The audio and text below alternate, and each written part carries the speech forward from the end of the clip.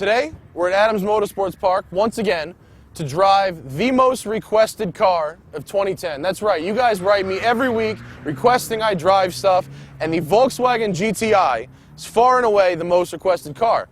Now, I couldn't find one in the press fleet, so I made Dan, the intern, take one for the team and buy one. Thanks, buddy. No problem, man. It's my pleasure. He's since been promoted to associate producer. And today, we are going to whip the snot out of Dan's brand new car on this racetrack, because when you're the intern, that's what happens. I'm Matt Farah. That's Dan. He's so much more handsome than me. How can I not beat on his car just for spite?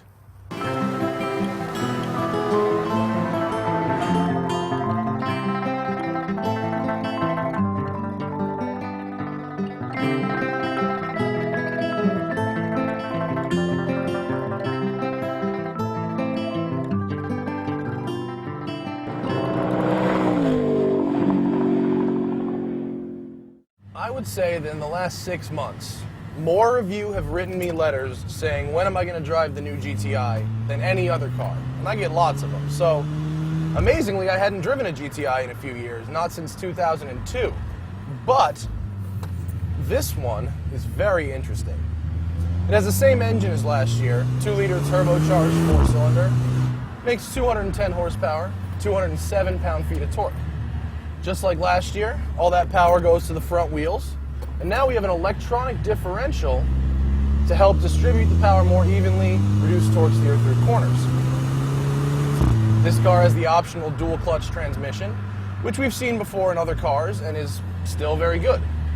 The paddles on the steering wheel, nice size, right place, and the steering wheel is fantastic. On the one hand, you could say the GTI is outclassed entirely, because cars like the Subaru WRX and Lancer Ralliart, even the Cobalt SS, offer more power for less money. However, what you get in this car that you don't get in that car is a feeling of luxury.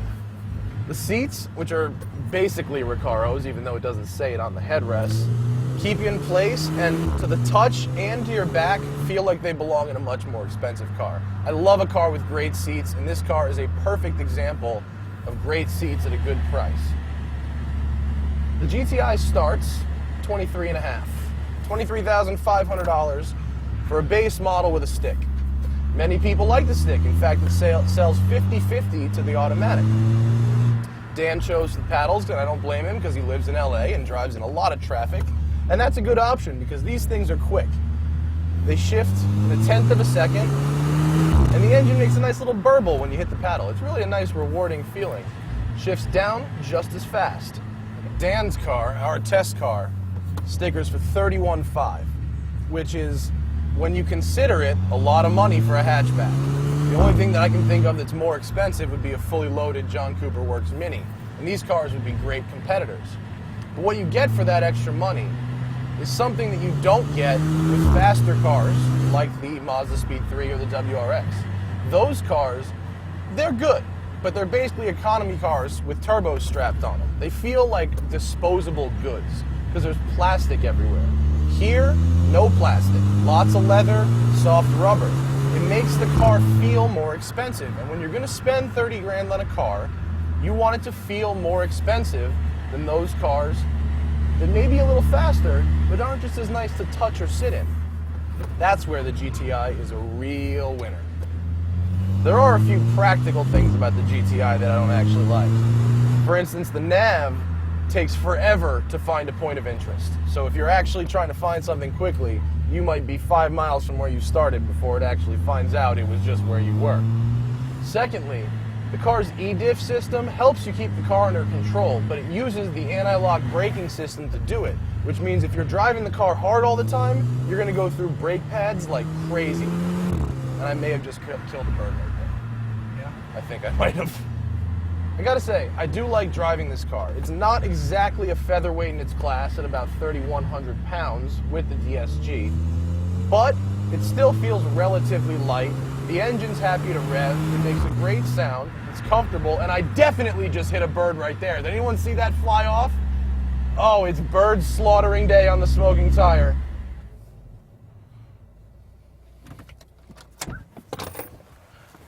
You know what I really like about Volkswagens, and Audis for that matter?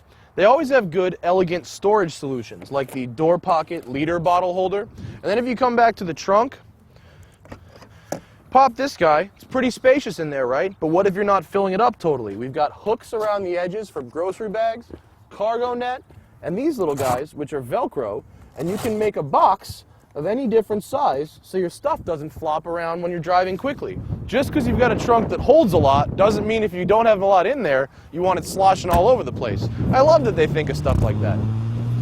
Now, although the GTI's dash isn't as stylish as a car like a Mini Cooper or a Fiat 500, what you do get is a dash that's screwed together as tight as humanly possible. This dash just feels more expensive than all those other cars, and that's a big selling point for the GTI. The other one is the Dynaudio radio sounds really good. Listen. Oh.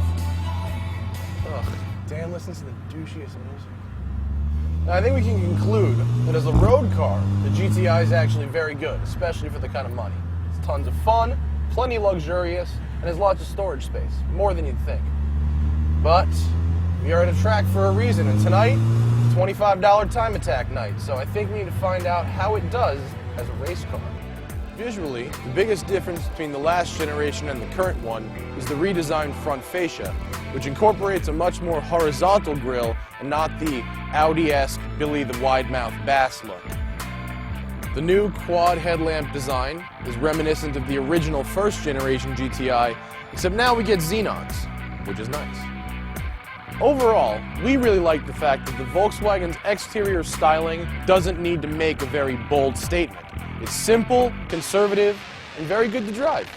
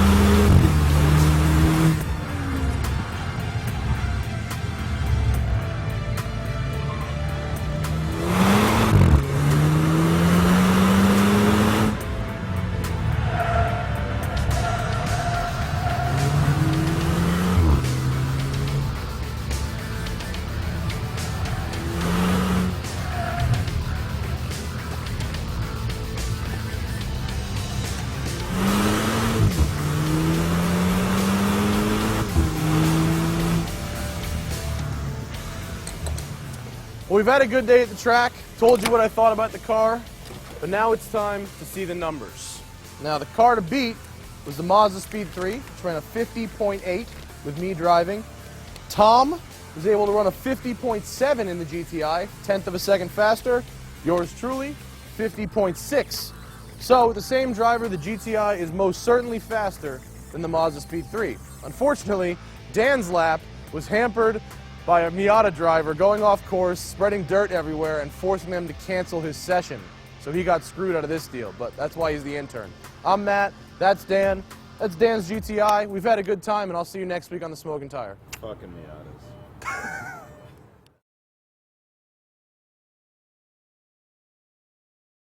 This year, Blackmagic's sending us on the 2010 Bull Run Live Rally from July 9th to 16th from New York to Las Vegas. We're going to be driving the 2011 Shelby GT500 convertible.